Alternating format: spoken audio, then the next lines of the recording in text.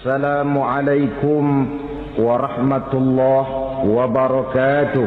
Waalaikumsalam warahmatullahi wabarakatuh.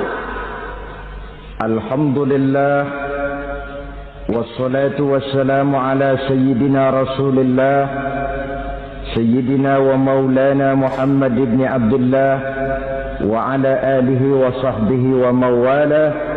La haula wa la quwwata illa billah, amma ba'du. Bapak-bapak, ibu-ibu, saudara-saudara kaum muslimin rahimakumullah.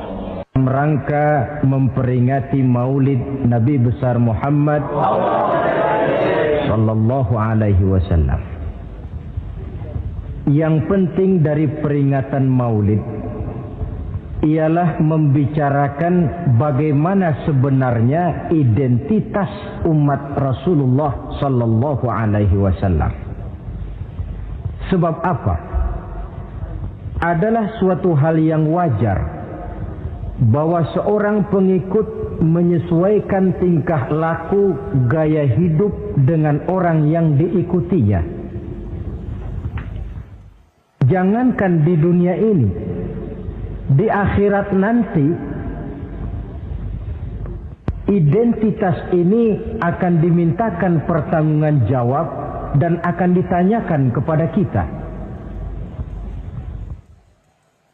Sekurang-kurangnya menjadi pengikut rombongan orang besar merupakan suatu nikmat. Paling tidak kita bisa numpang mujur. Kalau saya berangkat ke Bali ikut rombongan Pak Menteri misalnya, saya bisa bebas timbangan, tas saya tidak usah diperiksa-periksa barangkali. Kenapa? Ini rombongannya Pak Menteri, numpang mujur. Itu sekurang-kurangnya. Tetapi tentu untuk menjadi anggota rombongan Pak Menteri ini kan harus ada tanda, ciri-ciri atau yang disebut identitas.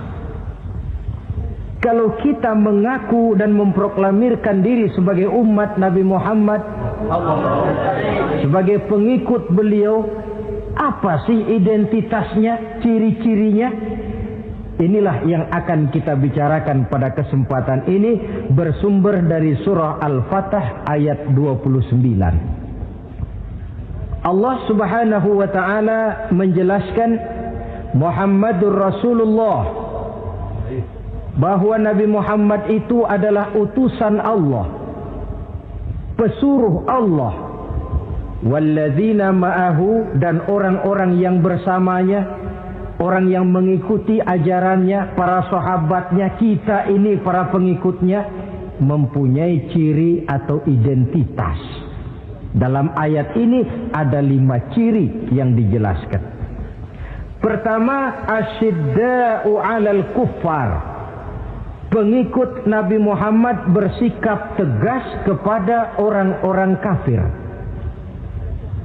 Apa artinya tegas di sini?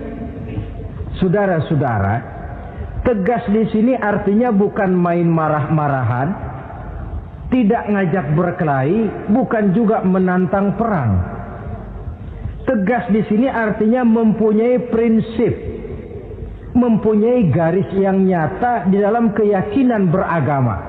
Garisnya apa? Tidak lain, lakum dinukum waliyadin. Bagi Tuhan agama Tuhan, bagi kami agama kami. Silahkan Tuhan melaksanakan agama Tuhan, kami akan melaksanakan agama kami. Kami menghormati Tuhan, Tuhan pun menghormati kami.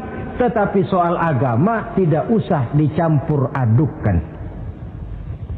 Identitas semacam ini perlu kita tegakkan kembali. Sebab apa? Sebab di zaman sekarang orang mulai mengaburkan nilai-nilai kebenaran dari agama, yang pada akhirnya menanamkan sikap ngambang terhadap agama. Misalnya kita ini dibuai dengan kalimat yang kelihatannya bagus tapi sebenarnya mengandung racun. Kata orang, jangan fanatik, semua agama kan bagus, semua agama benar, semua agama thayyib. Terus terang saja, saya bukan tidak setuju dengan kalimat itu. Saya beranggapan kalimat itu belum sempurna. Semua agama benar, jangan titik di situ, itu baru sekedar koma. Semua agama benar, koma, bagi penganutnya masing-masing, titik. Semua agama baik, koma, bagi penganutnya masing-masing, titik.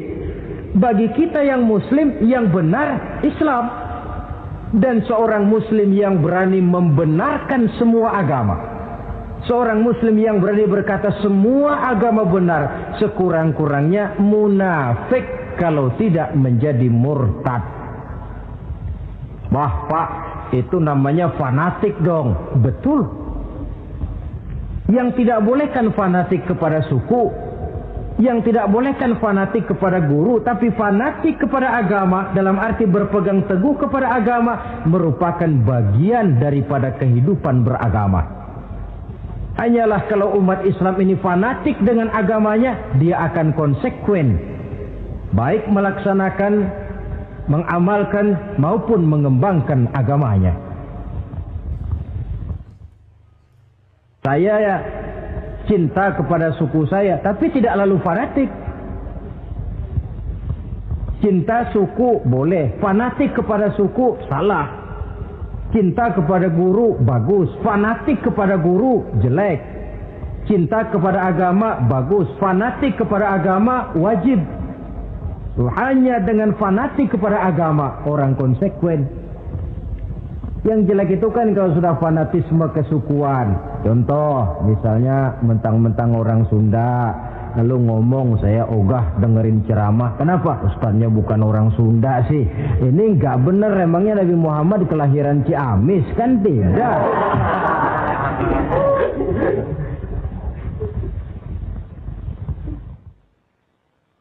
Toleransi ada tempatnya. Tetapi tidak menyangkut masalah-masalah ritual, tidak menyangkut masalah-masalah ibadah. Soal bikin jalan umum, mari bersama saudara-saudara kita yang lain agama membangun puskesmas, mari bersama-sama menjaga keamanan, mari sama-sama. Tapi kalau sudah menyangkut masalah ibadah, kembali kita kepada prinsip lakum dinukum waliyadin. Bagi Tuhan silahkan melaksanakan agama Tuhan, kami pun akan melaksanakan agama kami. Silahkan menyebarkan agama, tetapi jangan kepada orang yang sudah beragama. Ini batas toleransi. Jangan menyebarkan agama kepada orang yang sudah beragama. Maka dalam sejarah sudah dibuktikan, alhamdulillah, kalau kita mau objektif menilai sejarah, ketoleransian umat Islam itu sudah dibuktikan oleh fakta sejarah. Tetapi tanpa harus mengorbankan nilai-nilai akidah, keyakinan-keyakinan yang harus kita jaga dan kita pertahankan. Taruhlah kita sekarang masih disanggup berkata dan berpendirian semacam itu. Anak kita, keturunan kita, generasi yang akan datang, jikalau ditanamkan rasa ngambang terhadap agama, lambat laun akan makin tipis nilai-nilai religius itu melekat di dalam jiwanya. Dan akibatnya akan rawan kemajuan macam apapun, modernisasi macam apapun, kalau sudah terlepas dari kaitan kehidupan beragama, tidak akan banyak menolong untuk mensejahterakan umat manusia. Asyidda'u 'alal kuffar, bersikap tegas kepada orang-orang kafir. Ini sikap yang pertama, identitas yang pertama. Yang kedua, ruhama'u bainahum, kasih sayang kepada sesama mereka. Kalau kepada orang kafir tegasnya bukan main, tapi kembali ke dalam, kembali kepada sesama muslim, kasih sayang setengah mati. Saling asah, saling asih, saling asuh, saling mengalah buat kepentingan yang lain. Ini sudah dicontohkan dalam sejarah ketika Rasulullah dan para sahabat hijrah ke Madinah. Orang Madinah yang menyambut kedatangan orang Mekah itu kan disebut Ansor. Betul apa betul? Nah, orang Makkah ini yang hijrah ke Madinah disebut kaum muhajirin. Apa orang Madinah menyambut kedatangan orang Makkah itu mentang-mentang orang asli Madinah lalu tolak pinggang? Kamu kemari pendatang ya, awas jangan bertingkah. Tidak. Masing-masing malah mencari saudara. Karena apa? Persaudaraan dalam Islam diikat dengan akidah. Artinya ini dari manapun orang datang, apapun warna kulitnya, bahasa apapun yang dia pakai, jikalau akidahnya sama, dia saudara kita. Hadirin, terus terang saja ya. Banyak orang-orang yang tidak senang kalau melihat umat Islam sampai bersatu. Maka segala macam cara mereka lakukan agar kita jangan bersatu. Terang-terangan menghantam Islam, tidak mungkin orang berani. Kenapa? Saya pikir sebodoh-bodohnya umat Islam dia masih fanatik sama agamanya. Dia masih sanggup bilang, "Mas, gue emang gak sembayang, tapi agama gue lu hina, gue bacok lu." Itu kan positif, fanatisme agama namanya. Maka orang menghantam Islam itu lalu nggak berani terang-terangan. Caranya belajar dari Van der Plas, belajar dari Snokor-Gronya. Mau menghantam Islam, masuk ke tengah-tengah umat Islam. Pakai peci, kalau perlu pakai sorban, pakai sorban. Nggak bisa assalamualaikum latihan, assalamualaikum. Hantam Islam dari dalam. Caranya, kalau perlu dibuatkan merek-merek Islam. Yang mereknya Islam tapi tujuannya bikin kacau dalam Islam. Muncullah yang namanya Islam ingkar sunnah. Muncul yang namanya Islam sejati. Islam. Mereknya Islam, tujuannya bikin kacau dalam Islam. Kalau dia sudah mengkafirkan orang lain yang tidak sepaham dengan dia, tidak mau bermakmum kepada orang yang sepaham dengan dia. Kalau cara ini tidak kena, mereka putar lagu lama. Apa lagu lama itu? Lagu khilafiyah. Lagu lama itu supaya kita sengketa sesama kita, mempersoalkan hal-hal kecil. Waktu terbuang, energi habis untuk mempermasalahkan hal yang tak pernah kunjung selesai. Sering kejadian toh di kampung-kampung. Yang satu pakai usolli, yang satu tidak, lalu pisah RT. Yang satu azan sekali Jumatan, yang satu 2 kali, lalu bangun masjid lagi. Yang satu kunut, yang satu tidak, asaholo.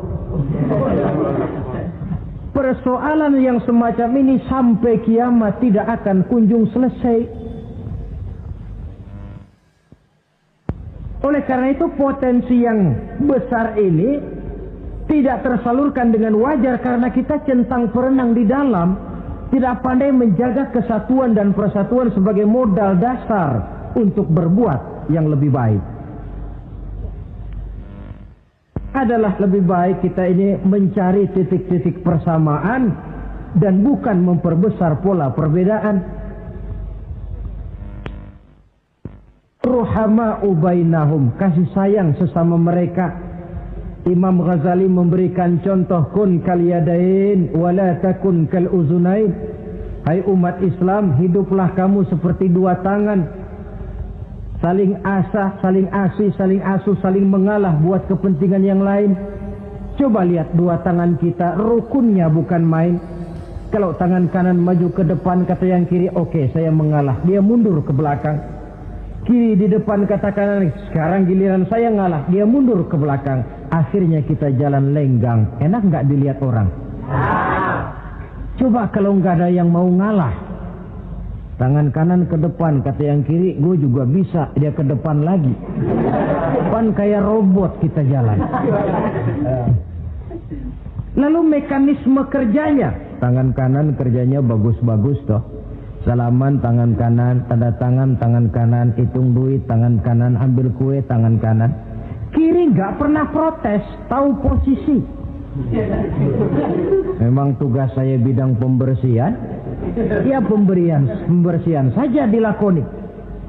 Artinya apa ini? Yang satu dengan yang lain saling memperkuat, walaupun komposisinya berbeda. Dicontohkan dalam perjalanan kehidupan sahabat Nabi. Sahabat Nabi yang paling terkenal itu 4 orang. Sayyidina Abu Bakar, Sayyidina Umar bin Khattab, Sayyidina Utsman bin Affan, Sayyidina Ali bin Abi Thalib. 4 sahabat ini kalau kita lihat komposisinya, keahliannya lain-lain. Coba, ada Sayyidina Abu Bakar, ini sahabat merangkap mertua. Kalau bahasa sekarang, Abu Bakar ini disebut kiai diplomat. Kiai karena beliau orang alim, diplomat karena pandai bersiasat, ahli politik. Kemampuan berpolitiknya digunakan buat kepentingan agama. Sebab siapapun yang berpolitik untuk kepentingan agama, tentu kita doakan.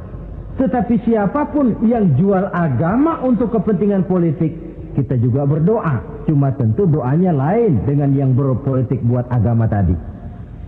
Saudara hadirin yang saya hormati, ada Umar bin Khattab. Ini kalau bahasa sekarang disebut imam jenderal ini. Imam tapi jenderal, jenderal tapi imam. Kenapa imam? Karena dia mampu memimpin jamaah di masjid. Kenapa jenderal? Karena dia sanggup memimpin tentara di medan perang. Kegagahannya, keberaniannya, keperkasaannya digunakan membantu perjuangan Rasul. Ada Utsman bin Affan, santri ekonom. Kenapa santri? Karena dia orang kaya. Kenapa ekonom? Karena dia pengusaha bergerak di bidang bisnis. Keuntungan usahanya untuk membantu perjuangan Rasul. Ada Ali bin Abi Thalib, tokoh muda tapi intelek. Masih muda tapi rela mengorbankan nyawa demi keselamatan Rasul di malam hijrahnya. Alangkah nikmatnya umat Islam ini kalau punya kiai diplomat, imam jenderal, santri ekonom, pemuda intelek, yang masing-masing bekerja sama menunjang untuk kepentingan agama. Ruhama ubainahum, kasih sayang di antara sesama mereka. Mobil, kenal mobil enggak? Ya. Mobil itu baru bisa jalan dengan baik kalau seluruh onderdilnya kompak. Kalau yang satu sudah merasa dirinya lebih penting dari yang lain, alamat mobil udah dekat mogok. Misalnya yang jadi bensin nyombong, kalau enggak lantaran saya enggak bakalan jalan nih mobil. Bannya denger, sombong. Kata ban, sombong kamu bensin. Apa kamu kira kamu saja yang penting? Saya tersinggung, kata ban, lalu kempes. Kira-kira kalau ban kempes jalan enggak mobil? Begitulah umat ini. Kayak satu bangunan, ada yang jadi jendela, pintu, tiang, genteng dan sebagainya. Tetapi satu sama lain hendaknya saling memperkuat. Kalau tidak, kita ini pernah diramalkan oleh Nabi, yushiku an tada'a alaikumul umam kama tada'al akalatu ala qas'atiha. Satu saat akan datang di tengah-tengah kamu di mana keadaanmu waktu itu seperti makanan di meja makan. Coba bayangkan, menurut Rasul satu saat kondisi umat Islam akan seperti makanan di atas meja. Yang barat mau makan, yang timur mau santap, yang selatan mau ganyang, yang utara mau injak-injak. Satu saat kondisi umat Islam akan seperti itu. Heran sahabat, ya Rasulullah, kok kita bisa dikepung begitu rupa? Iya. Apa pada waktu itu jumlah kami sedikit ya Rasulullah? Tidak, kata Rasul. Bal antum yawma idzin katsir. Jumlahmu pada waktu itu banyak, besar, kamu mayoritas. Cuma sayang, kata Nabi, walakinnakum ghusaa'un ka ghusaa'is sail. Tetapi keadaanmu waktu itu seperti busa di lautan. Banyak tapi centang perenang.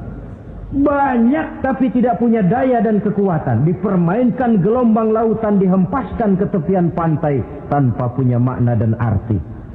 Mayoritas tapi nasibnya ironi. Lantaran apa ini? Kita tidak pandai menjaga kesatuan dan persatuan. Prinsip ruhama ubainahum, kasih sayang di antara sesama mereka, belum bisa kita wujudkan. Oleh karena itu, hadirin yang saya hormati, identitas yang kedua ini mari kita tegakkan, menggalang kesatuan dan persatuan untuk kejayaan agama yang kita cintai. Soal posisi silahkan berbeda, soal profesi silahkan berbeda, tetapi hendaknya perbedaan ini tidak menyebabkan persimpangan tujuan. Satu sama lain saling memperkuat. Identitas yang kedua, bahwa kita sudah diikat dengan akidah, tidak oleh ras, warna kulit, suku, bahasa, oleh akidah. Satu kali orang sudah syahadat, dia adalah saudara kita. Sudah lewat masanya di mana kita umat Islam ini dikotak-kotakan, dan sudah datang waktunya di mana kita bersatu, saling menunjang, saling membantu, sehingga dengan demikian terwujudlah satu masyarakat yang diikat dengan nilai-nilai akidah. Ini yang kedua, kasih sayang kepada sesama muslim. Satu badan itu kalau yang satu sakit, yang lain kan akan ikut merasa sakit. Saudara jalan tengah malam, ibu jari tersandung batu, meletak. Begitu ibu jari tersandung batu, kontan, darah keluar, mulut bilang aduh, kepala ikut pusing, gak pakai diundang. Solidaritas sosial yang terjadi secara reflektif. Tidak ada ibu jari tersandung, mulutnya malah ngomel, rasain lo. Masa nyumpain badan sendiri, kan tidak mungkin. Tapi ini yang terjadi, kita lihat. Akibat apa? Tidak terwujudnya solidaritas sosial yang bersifat refleksif tadi. Nah, inilah saudara-saudara identitas yang kedua. Yang ketiga sekarang, pengikut Nabi Muhammad sallallahu alaihi wasallam itu cirinya yang ketiga, tarahum ruk'an sujjada. Engkau lihat mereka ruku dan sujud, mendirikan solat. Ini identitas, ciri. Di akhirat nanti akan diperiksa dengan seadil-adilnya. Siapa? Saya, Pak. Saya siapa? Pengikut Nabi Muhammad. Betul? Betul. Baik. Pengikut Nabi Muhammad itu tandanya ruka'an sujada, ruku dan sujud. Sampean ngaku umat Nabi Muhammad, sujud, pernah sembahyang? Sembahyang juga, Pak. Berapa kali? Gak banyak-banyak, Pak, setahun 2 kali. Kapan itu? Idul Fitri sama Idul Adha. Kata petugas, syarat kurang, minggir. Sebab sering dikatakan sholat itu kan ada yang harian, ada yang mingguan, ada yang tahunan. Ada yang sholatnya harian. Yang harian ini juga 2 macam. Ada yang belang-belang, ada yang mulus. Kalau yang belang-belang itu kalau zuhur sholat, asar out. Asar kepegang, maghribnya melayang. Maghrib ketangkep, isaknya terbang. Itu lumayan ketimbang yang seminggu sekali cuma Jumat saja. Yang Jumat pun agak lumayan lah daripada yang setahun 2 kali cuma Idul Fitri dan Idul Adha.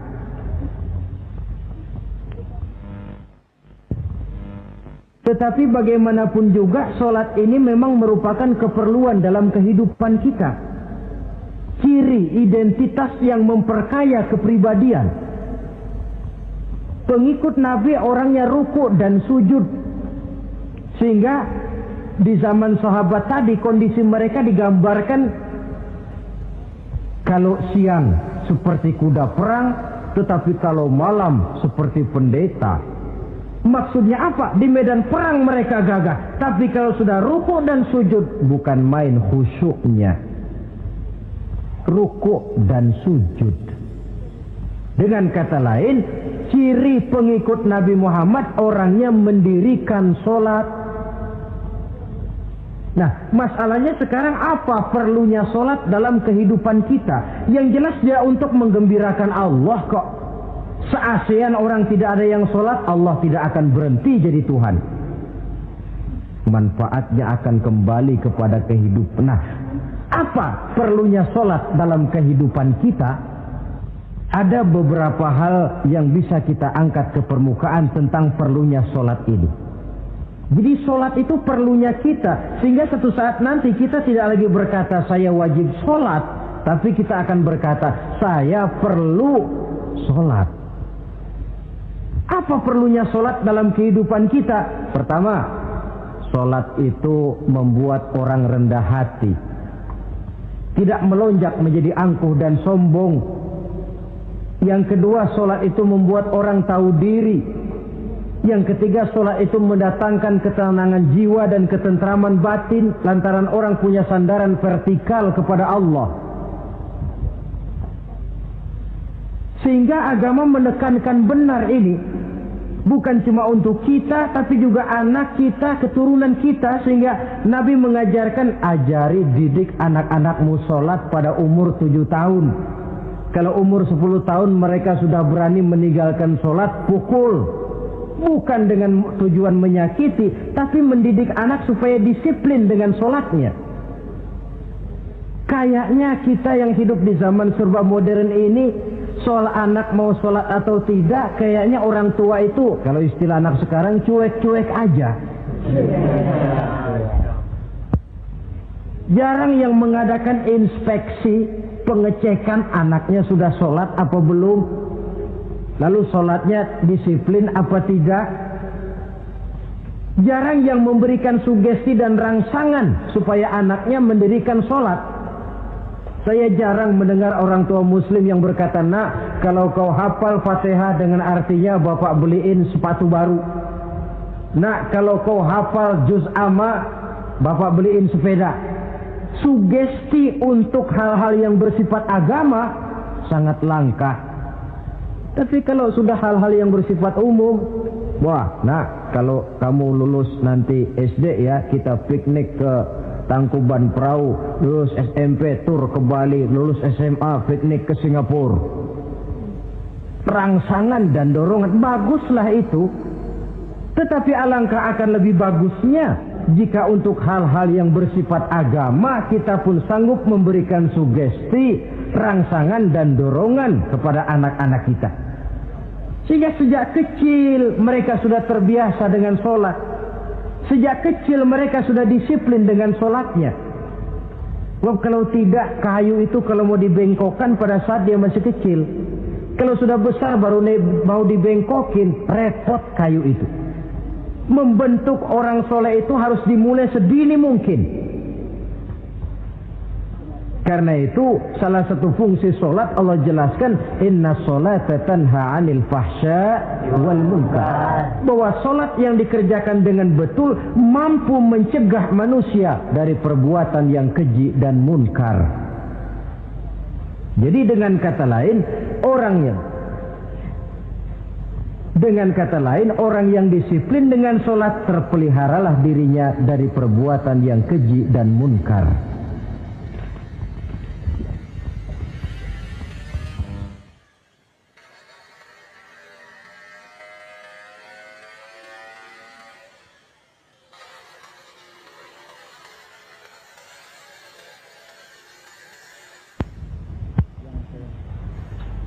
Hadirin yang saya hormati, suatu kenyataan barangkali yang memang tidak bisa kita pungkiri, bahwa kemajuan ilmu pengetahuan dan teknologi sekarang ini makin mengagumkan.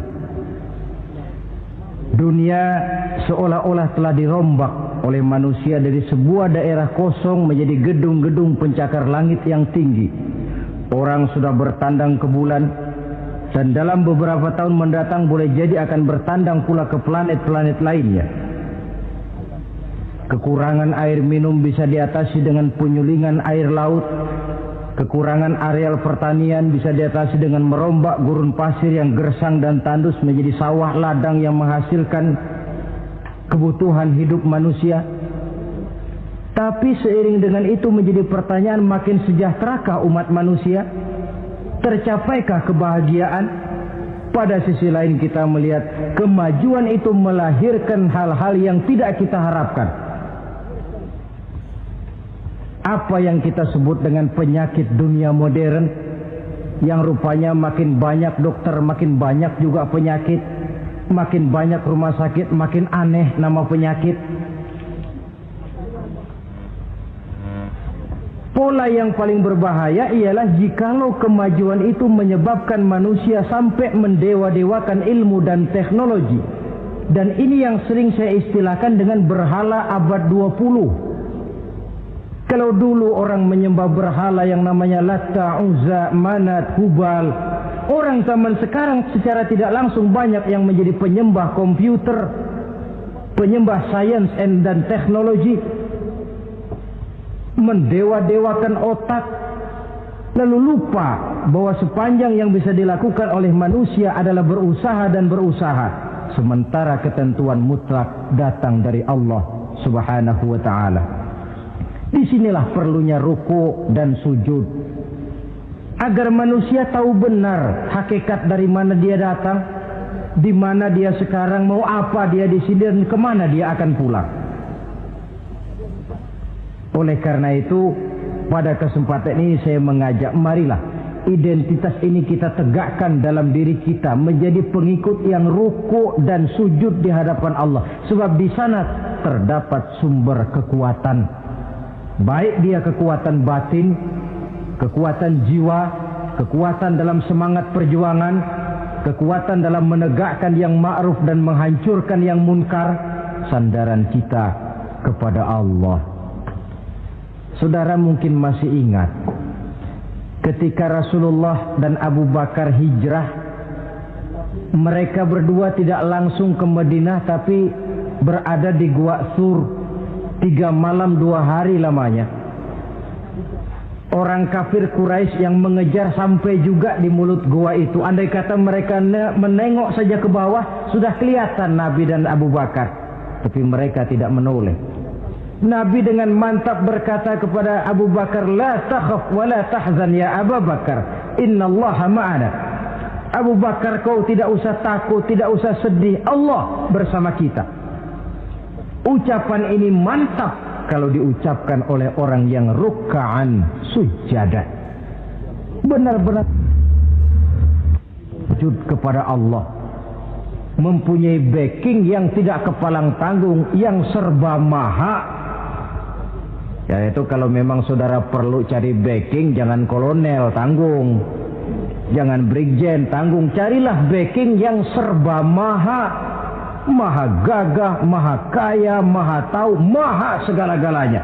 Berbackinglah kepada Allah saja dengan jalan ruk'an sujada, ruku' dan sujud dalam kehidupan ini. Ini identitas yang ketiga. Yang keempat sekarang, pengikut Nabi itu apa tandanya? Yabtaghuna fadlan minallah wa ridwana. Mereka selalu mencari karunia dan keridhaan Allah. Karunia dan keridhaan.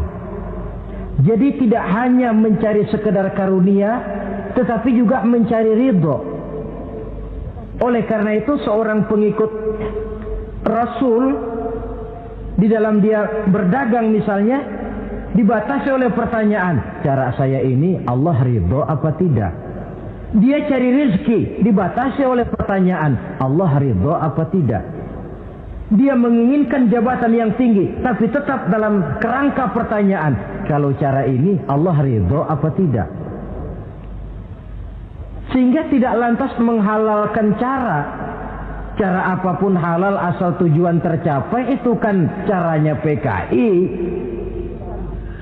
Asal tujuan tercapai cara apa saja halal.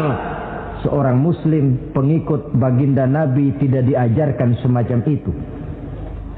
Kenapa perlu mencari keridhaan Allah, karunia yang Allah ridho? Karena apapun yang kita pakai, apapun yang kita makan terutama, Jikalau bersumber dari sesuatu yang Allah tidak ridho, katakan yang haram misalnya, akan mempengaruhi gaya dan gerak hidup kita. Contoh, kata Imam Ghazali, kalau engkau terlalu senang memakan makanan yang haram, dia akan mempengaruhi caramu berpikir sehingga kau akan cenderung berpikir yang haram. Mencari karunia yang Allah ridho, dan hidup itu kalau sudah mendapat ridho Allah, sudah satu kenikmatan yang tidak bisa dibeli dengan nilai materi yang bagaimanapun banyaknya. Karena itu biarlah kita orang mukmin ini di dunia hidup kaya asal Allah ridho saja. Enggak apa-apa. Biar rumah kita gedung, punya mobil bagus, uang banyak, kalau Allah ridho enak. Daripada sudah melarat tinggal di pinggir kali, rumahnya gubuk, Allah marah lagi. Kapan mau senang orang macam begitu? Jadi biarlah kita ini bahagia di dunia, asal di akhirat masuk surga. Nggak apa-apa. Mencapai kebahagiaan di dunia dan di akhirat. Cari karunia Allah sebanyak-banyaknya. Karena memang bumi dan segala fasilitasnya diperuntukkan bagi manusia. Dan karunia Allah itu ada dimanapun kita pergi. Dahulu ketika turun perintah hijrah, sebagian sahabat berpikir-pikir, kalau saya hijrah ke Madinah, di Madinah mau makan apa saya? Ini Mekah kan jelek-jelek, kampung sendiri. Umpama kepepet ngutang-ngutang dikit orang masih percaya lah, kalau ke Madinah ngutang sama siapa? Takut dia kalau hijrah ke Madinah tidak dapat makan. Allah memberikan jaminan, qul li'ibadiyalladzina amanu inna ardi wasi'ah fa iyaya fa'budun. Katakan kepada mereka Muhammad, hai hamba-hambaku yang beriman, bumiku ini luas. Di Mekah kau makan, hijrah ke Madinah juga kau akan makan. Apalagi hijrahmu karena membela agama. Jangan karena membela agama kau takut kelaparan. Artinya apa? Karunia Allah itu ada dimanapun. Kalau kita mau berusaha, tetapi jangan lupa usaha itu harus yang Allah ridho. Kalau sekedar hasil usaha cara apapun boleh, ya dapat. Tetapi tanpa ridho, semuanya tidak akan membawa ketenangan, ketentraman, dan kebahagiaan. Allah itu kan maha pengasih, tidak pilih kasih katanya. Artinya apa? Semuanya Allah kasih. Orang kalau mau berusaha dapat. Itu logika. Sunnatullah kata kita, hukum alam kata orang. Kalau mau berusaha mesti dapat. Tetapi kasih sayang Allah ini tidak diberikan kepada setiap orang. Kalau pengasihnya berlaku kepada semua orang, mau kafir mau beriman, kalau berusaha dapat. Itu Rahman namanya. Tapi Allah tidak cuma Rahman, Allah juga Rahim, Maha Penyayang. Bedanya apa?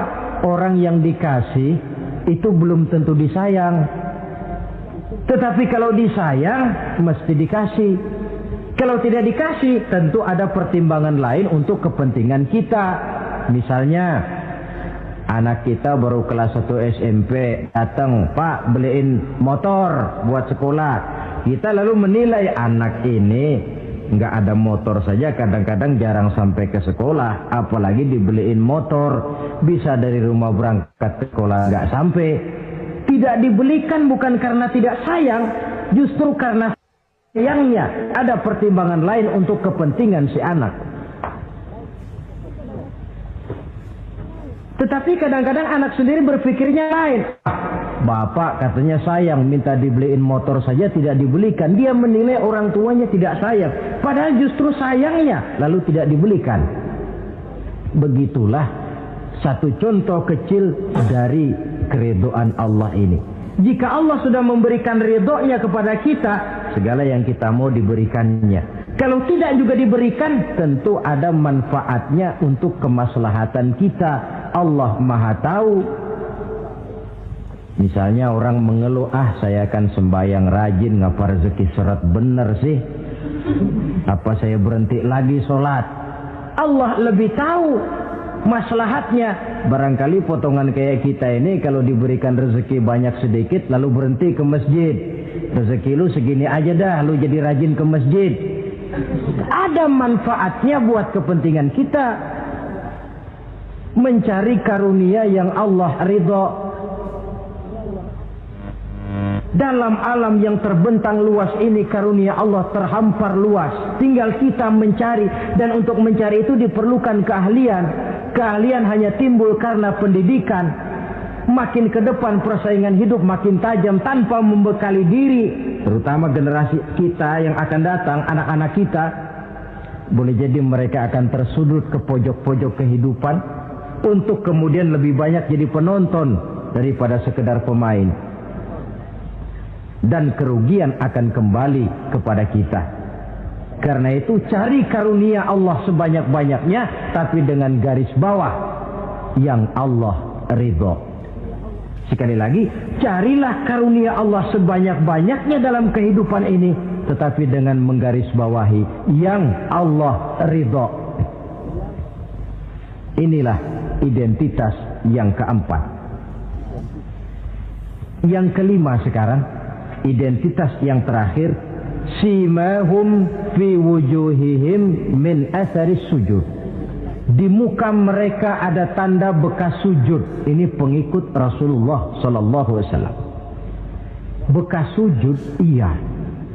Apa bekas sujud itu? Apa jidatnya hitam kebanyakan sujud? Mungkin. Karena rajin sujud lalu berbekas. Boleh jadi, tapi soal hitam di jidat sih gampang digosok-gosok. Yang terpenting asarus sujud di sini dalam bentuk sikap mental. Apa sikap mental yang saya maksud? Orang yang rajin sujud itu lalu membekas dalam kehidupannya pengaruh sujud. Apa pengaruh sujud? Karena rajin sujud timbul ikhlasnya. Sudah berbuat, yang penting itu Allah. Orang lain mau tahu atau tidak, orang lain mau puji atau tidak, yang penting Allah. Sebab kalau sudah dia usolli fardal maghribi Allahu Akbar, dia tinggalkan dunia dan seluruh isinya. Naik dia menghadap Allah. Selamat tinggal sebentar dunia, nanti saya balik lagi. Yang ada cuma dia dan Allah dalam dialog langsung. Timbul keikhlasan, terjemahannya dalam kehidupan. Berbuat tanpa pamrih, tidak suka menepuk jasa dan menghitung jasa. Sebab biasa orang itu kalau sedang perang tidak sempat ngaku jadi pahlawan, tapi kalau perang sudah selesai nggak kenal bedil ngaku pahlawan. Kalau perang sedang berkecamuk, jarang yang mengaku pahlawan. Kalau sudah perang selesai, masing-masing nepuk dada. Seorang yang ikhlas, seorang yang berbuat tanpa pamrih, dan ini pengaruh sujud dalam kehidupan. Lalu apalagi timbul jujurnya. Kenapa? Kalau dia sholat zuhur 4 rakaat, lalu umpama selesai 3 rakaat dia salam, orang lain tentu tidak tahu dia korupsi 1 rakaat. Tapi kenapa tidak dia lakukan? Ada Allah sih yang tahu. Timbul kejujuran, disiplin murni yang berakar dari hatinya sendiri. Lalu apa lagi? Kesabaran. Dilatih lewat sholat. Kalau belum selesai 4 rakaat, jangan berhenti sholat isya umpamanya. Dan banyak lagi pengaruh-pengaruh asarus sujud. Ini di dunia.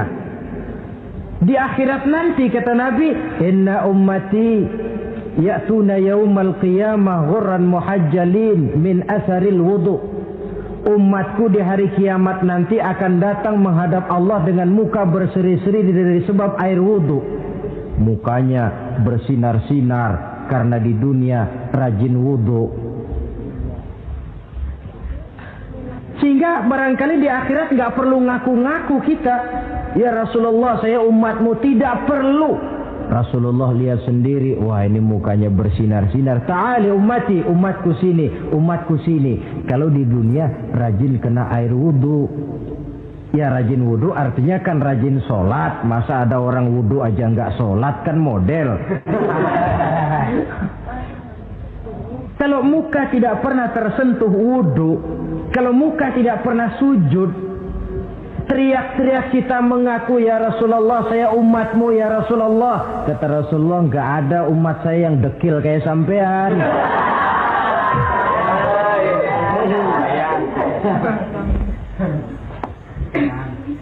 Itulah sebabnya pada kesempatan ini saya mengajak, mari membiasakan diri berwudu.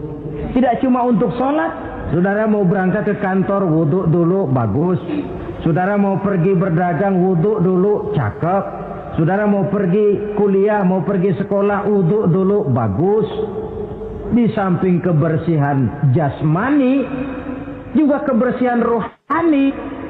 Tengok saja.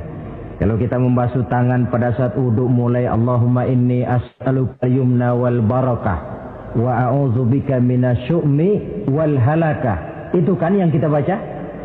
Ya Allah, saya mohon keberkahan di dua tangan ini, supaya tangan ini kalau dibawa dagang untung, dibawa menanam lalu panen, dibawa berusaha menghasilkan rezeki. Dan saya berlindung kepadamu ya Allah, jangan sampai tangan ini membawa kesialan dan kecelakaan. Berlindung kepada Allah jangan sampai jadi punya tangan sial. Dipakai dagang rugi, dipakai nanam pohonan mati, dipakai mukul orang mati. Tangan sial. Dari itu saja sudah memberikan sugesti untuk rohani kita. Kebersihan jasmani, kebersihan rohani terpelihara karena wudu. Jadi asarus sujud, pengaruh sujud membekas di dalam kehidupan. Sehingga oleh Syekh Muhammad Abduh dijelaskan, walikulli ibadatin minal ibadati sahihah asarun fi taqwimi akhlaqil qaimi biha wa tahzibi nafsihi. Setiap ibadah yang dikerjakan dengan betul pasti mempunyai pengaruh yang nyata dalam meluruskan moral akhlak orang yang melaksanakan ibadah itu sendiri. Jadi sujud kita betul apa tidak? Lihat saja pengaruhnya dalam kehidupan kita. Salat kita sudah betul apa tidak? Lihat saja pengaruhnya dalam kehidupan kita. Kalau sujud ya sujud, tapi judi jalan juga, sujudnya belum betul. Waktunya sholat ya sholat, waktunya mabuk, sholatnya belum betul. Waktunya ruku ya ruku, giliran nyolong, sholatnya belum betul. Sebab sholat yang dikerjakan dengan betul, sujud yang dikerjakan yang punya pengaruh nyata dalam kehidupan, kelihatan bekasnya dari tingkah laku dan gerak kita di dalam menelusuri kegiatan hidup ini.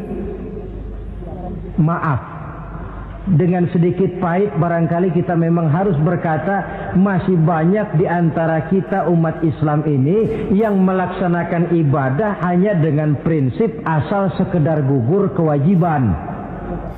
Perkara ada pengaruhnya atau tidak dalam diri kita, kita malas untuk mengadakan evaluasi.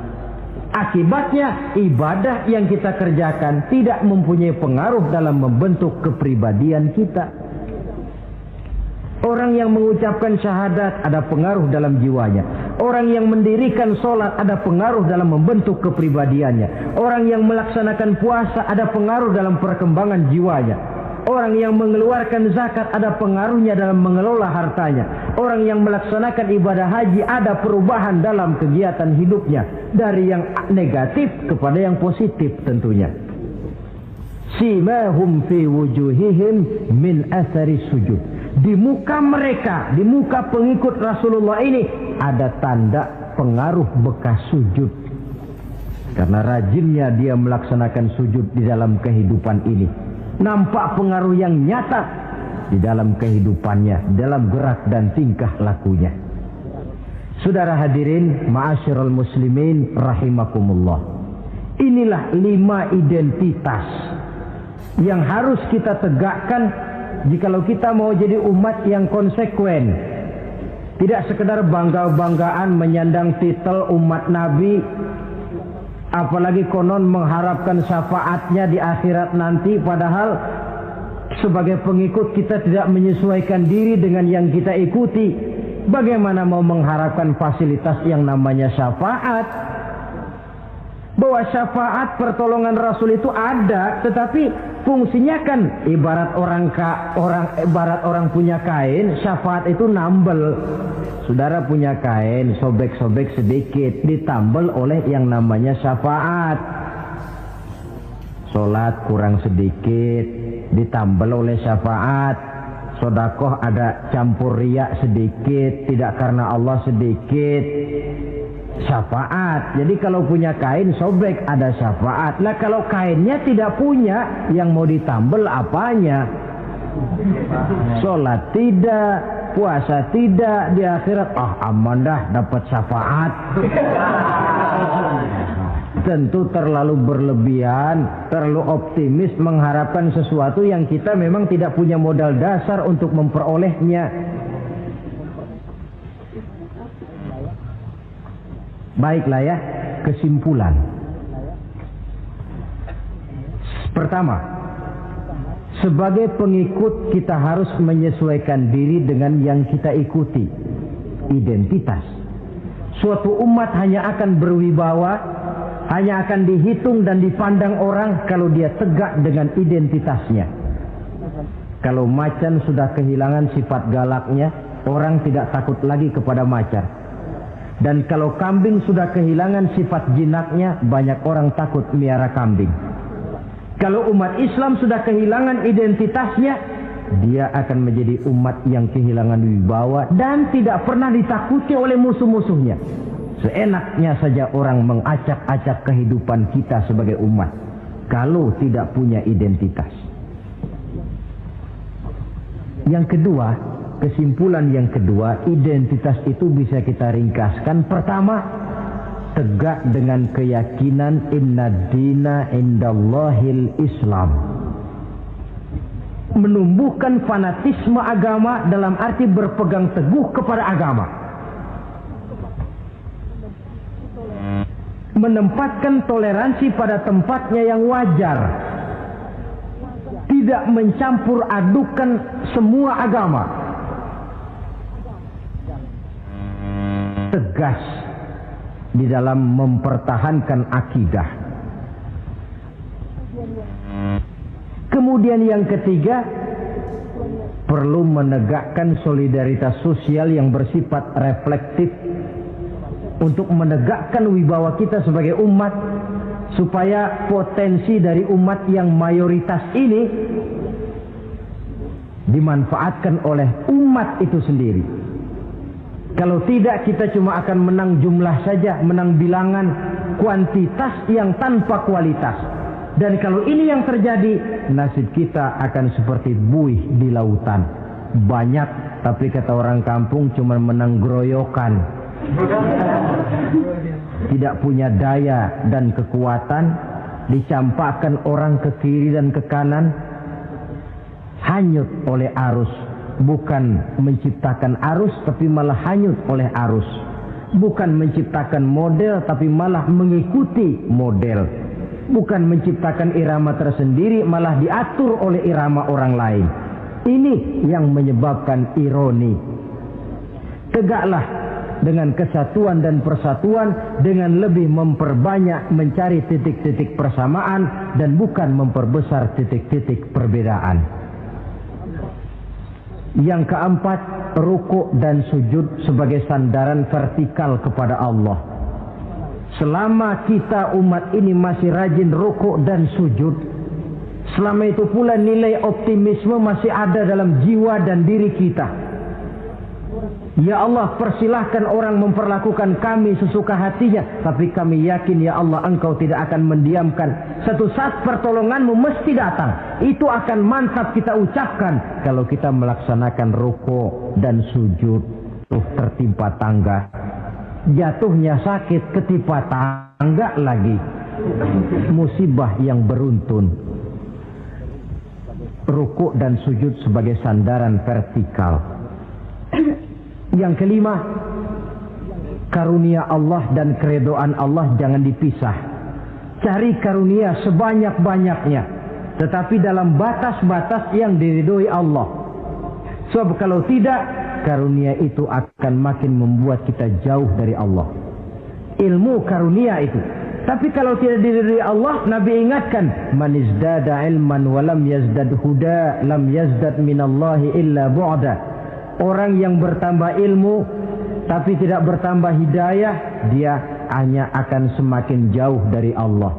Jauh dari Allah menimbulkan kegersangan dalam jiwa, kepanasan dalam hati, sehingga jauhlah kita dari ketenangan hidup. Karunia yang Allah ridho, dan Islam melarang umatnya untuk berpangku tangan menunggu keajaiban dari langit. Berusaha, berikhtiar, berdoa, lalu bertawakal kepadanya. Yang terakhir, hendaknya ibadah yang kita kerjakan dievaluir, ditinjau kembali. Apa pengaruhnya dalam kehidupan kita? Sebab setelah selesai melaksanakan suatu ibadah, hendaknya nilai ajaran yang terkandung dalam ibadah itu bisa kita terjemahkan dalam kehidupan kita. Sehingga gerak kita dalam sholat dengan tingkah laku kita di luar sholat ada kesinambungan. Gerak kita di dalam bulan Ramadan dengan tingkah laku kita di luar Ramadan ada kesinambungan. Namanya ibadah yang kita kerjakan ada pengaruhnya dalam memperbaiki kehidupan kita. Dengan satu prinsip, ibadah itu kita kerjakan adalah kemanfaatannya kembali kepada kehidupan kita. Saudara hadirin yang saya hormati, inilah pembicaraan kita pada pertemuan kita kali ini. Dengan harapan tentunya dalam memperingati Maulid kita tidak hanya sekedar melakukan satu tradisi, tidak hanya sekedar hura-hura, tidak hanya sekedar ikut-ikutan, sebab bagaimanapun peringatan semacam ini bukan tujuan. Ini cuma sekedar alat. Kalau peringatannya yang jadi tujuan, selesai memperingati, selesai sudah. Kayak saudara tujuannya mau ke Bogor, kira-kira kalau sudah sampai Bogor pulang lagi enggak? Pulang. Kenapa? Tujuan sudah tercapai. Tujuannya cuma memperingati Maulid. Sudah selesai. Ya sudah selesai segala-galanya. Yang tidak sholat kembali tidak sholat. Yang teler kembali teler.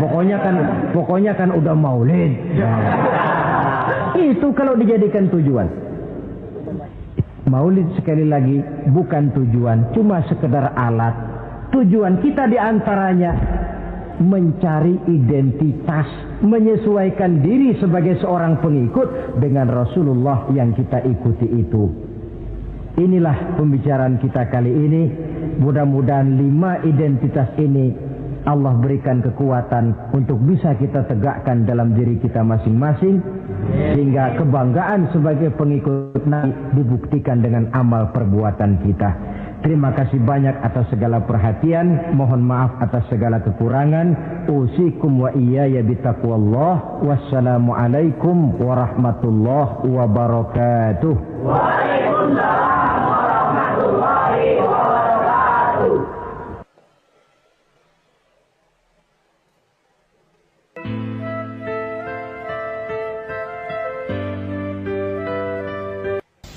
Bapak-bapak, ibu-ibu, saudara-saudara kaum muslimin rahimakumullah. Murai di dahan dan koko ayam di kandang. Dunia ini penuh dengan berbagai macam kesibukan. Sejak dari petani yang turun ke ladang, pedagang yang berangkat ke pasar, pelajar yang menuju sekolah, sampai kepada pegawai yang berangkat ke kantor, seluruhnya tidak lain untuk mencari sesuatu yang bernama bahagia. Setiap orang menginginkan kebahagiaan, dan tidak seorang pun menginginkan kesengsaraan dalam kehidupan ini. Namun nyatanya tidak setiap orang yang ingin bahagia mengetahui jalan yang harus ditempuhnya untuk sampai kepada kebahagiaan itu. Maka pada kesempatan pertemuan kali ini, saya ingin menyampaikan sebuah hadis dari junjungan kita baginda Nabi besar Muhammad sallallahu alaihi wasallam. yang termuat dalam kitab Mukhtarul Ahadits An-Nabawiyah, di mana beliau bersabda, arba'un min sa'adatil mar'i. Ada 4 perkara yang merupakan tanda dari orang bahagia. Saya mau tanya, di antara saudara-saudara yang hadir di sini, apa ada yang kepengen jadi orang sengsara? Ya. Seluruhnya tentu ingin mendapatkan kebahagiaan. Maka menurut resep dari Nabi kita, tanda orang bahagia itu 4. Jadi kalau saudara ingin bahagia, harus mempunyai 4 perkara ini. Yang pertama, orang bahagia itu kata Nabi, darun wasi'un. Punya rumah biar bagus asal gede. Enak ngaturnya daripada sudah punya rumah kecil, adanya di pinggir kali, gubuk, kalau hujan bocor, miring lagi, kiamat. Loh, kalau gitu Islam materialis dong. Hadis ini boleh diartikan dengan makna hakiki, arti yang sebenarnya. Boleh diartikan dengan makna majazi, arti kiasan. Kalau dia diartikan dengan arti kias, maka yang dimaksud darun wasi'un ay qalbun wasi'un. Rumah yang luas tidak lain daripada hati yang lapang. Karena di situ kunci kebahagiaan yang sebenarnya. Walaupun kita cuma tinggal di petak berukuran 2 kali 3 meter, kalau hati kita luas rasanya rumah itu. Tapi biar rumah kita halamannya saja puluhan ribu hektar, ada